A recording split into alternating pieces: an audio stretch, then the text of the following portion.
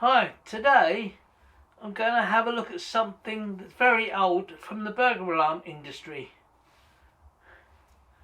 Yes, that's our back door and a mat to wipe your feet on.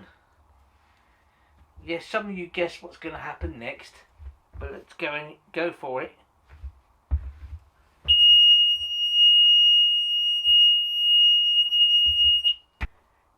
It's what was called a pressure mat.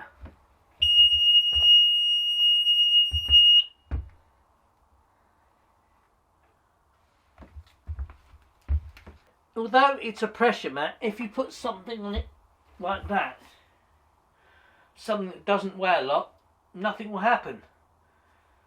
No, it doesn't measure the weight of it. It's just the way it's constructed. I'll go through that shortly. Means it's not heavy enough to actually activate it. So it's still working.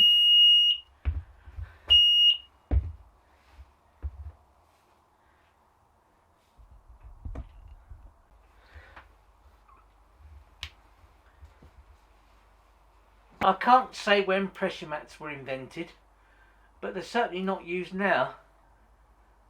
The original idea for them was that they would be put under a carpet somewhere where a potential intruder is going to walk. Or if you had a bay that had 3 windows in it, you'd have 3 mats, one beside each opening window, so that as soon as the burglar opened the window and stepped in, then off would go the alarm.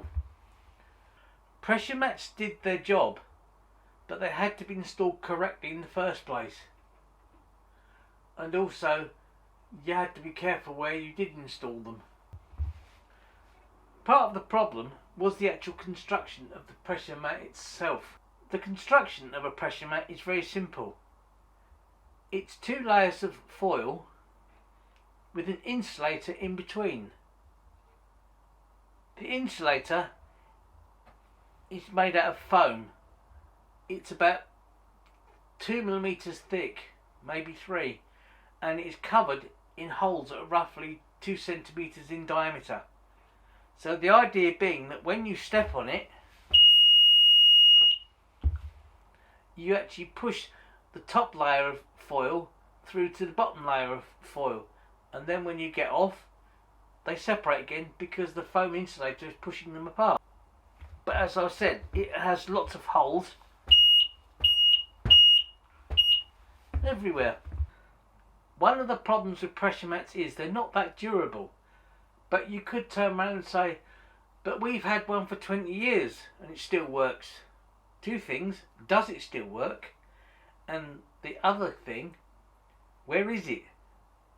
Because quite often, unbeknown to the installer, they were put in high areas of traffic, i.e. slap bang in the middle of a lounge floor. The problem is that when the alarm's not on, people would walk around the lounge, as you do. Of course, they're actually wearing out the mat, and over time the mat starts to break down. To install one, you really did have to remove the carpet from the room and then lay it underneath. So in turn that would mean all the furniture would have to be removed for you to lift the carpet up to put the pressure mat under. If it was a modern day carpet, you had to remove the carpet and the underlay, then you put the pressure mat down on the floorboards. You could also secure it via a staple gun in the corners. Obviously you don't staple it through the middle. The cable for the pressure mat was often just laid on the floorboards and run off to the alarm panel. The problem with doing that was that after a while you'd see a ridge appear where the cable is, and that would give away where the pressure mat is. More often than not, if the pressure mat was in the middle of a room, then the pressure mat wouldn't last that long. Obviously it depends upon how many people walking over it. The other thing is, it used to be common for people to go, oh, I'm not having the carpets lifted. Well, you have to if you... Oh, they were disconnected because they were troublesome in the fact of all the furniture had to move to lift the carpet up to get to the pressure mat. Pressure mats actually come in 2 sizes, large and stair, because you couldn't put a large pressure mat on stairs because you can't fold it over, because if you did, or if you tried, it would go closed circuit and set the alarm off. It would never clear. The manufacturers soon came up with a stair-sized pressure mat that fits on the stair tread. Ideally, you would have two, one on one stair and one on the one after that, because if it was just on one step, you could very easily step over it. Let's have a look at the actual pressure mat itself. Here is the actual pressure mat, and for those that are curious, it is approximately 70 centimetres wide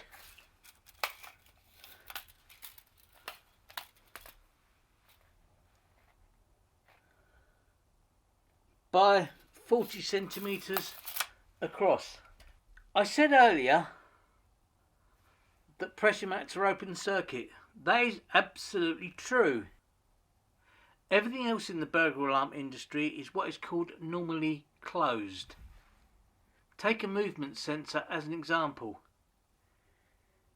If the power is interrupted and the detector stops working, it goes open circuit, therefore creating an alarm condition or preventing the alarm from being set. Whereas a pressure mat, if the cable to the actual mat is cut, the alarm does not know because it is open circuit. The way around that, and there's nothing you can do to change the way the actual mat works, is to put on an extra pair of wires, and these are actually a closed loop. I'll show you now. Here's what's called the tamper pair, and if I connect to these, as you can see, it's a dead short. It goes in one part and loops around and comes back out again. It does not connect to the mat itself. There would be no point. Yes, I've got the mat sitting on a carpet now, and yes, it does still work. But as I said, it would be wrong to install it here or wrong to put a mat over this. Because it's sitting on carpet, every time you step on the mat, yes, it'll work, but the bottom layer of foil will bend and then eventually it will start to split. Like anything metal, if you bend it often enough, it will split and break. Same thing happens to pressure mats. Back in the day, it wasn't unusual for someone to put something on the mat during the day, and when they go to set the alarm, they can't. Because they've forgotten that the mat's there, or they generally didn't know, and they've put a weight on it. The downside with pressure mats is, apart from the fact it only covers one place, the cost. It's about £20, whereas nowadays you can get a modern movement sensor for less than £20, and the movement sensor will cover a whole room, not just one position.